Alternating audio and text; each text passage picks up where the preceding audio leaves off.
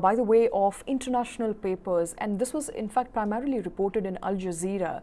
Bank of Baroda and some of its employees, and you know, from the information that we have, it's all preliminary because there's not been much of an investigation, but a single report actually leveling some very damning allegations on Bank of Baroda that some of its employees were asked to create profiles of people, use phone numbers belonging to someone else and link it to their bank accounts and link it to as many bank accounts as possible, just to show that the average number of people who are getting onto the Bank of Baroda app has gone up. Right. So, Shweta, I think it's a very, very interesting story, but it's a story at the end of the day. And story. I don't want to venture too much into the details of it until there is clarification. And by way of clarification, in fact, Bank of Baroda has denied this story's factual correctness and has said that it is a false story, it is factually incorrect. And the statement has come on the back of this Al Jazeera report, a piece of investigation done by Al Jazeera with a former employee, a resident of Dehradun,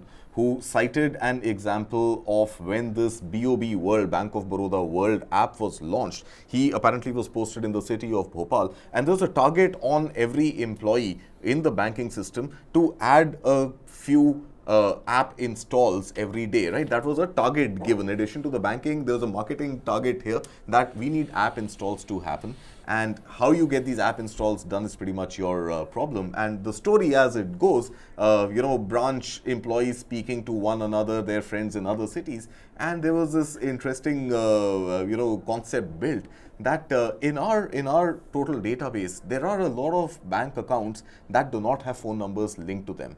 So what if we temporarily link a phone number to them, use that phone number to generate an OTP for an app install, and thereafter delink it from that number and register it with another bank account number, right? So apparently this happened, this kept going on, and they used phone numbers of family and friends, and they would link those with a vacant phone number linked to a bank account, get an OTP, register that install, and sort of meet their targets. But I think we'll have to keep waiting and we'll have to see where the story goes. It's a developing story right now. Bank of Baroda says that the 3 crore odd app installs that it has are all genuine app installs. It also has gone on record to state that there is no way that from the back end you can change the mobile number on an app download. So an app download on a particular device using a phone number stays as is, and you cannot change it and link another bank account to it on the app or in the back end. So they are squarely denying, Bank of Baroda is squarely denying this story,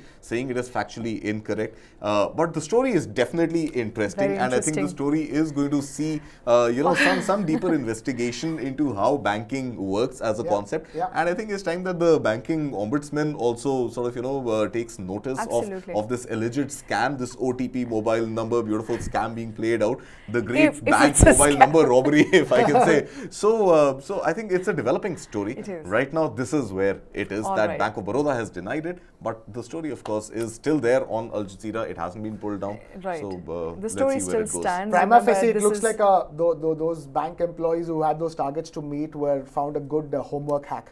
To hack through the homework quickly and prove the results. Get a bunch of numbers and link them to which the is existing bank accounts. Which could be potentially damaging for account holders, and that's the danger of it. And the story in fact also suggests that it's not just bank employees, even the regional managers were fairly impressed with the idea, and they said, hey, why not use my mobile number also and link a few accounts to my mobile number. So I mean, that's the depth of the story. Absolutely, very interesting story, but still continues to be a story that we cannot substantiate here on News9.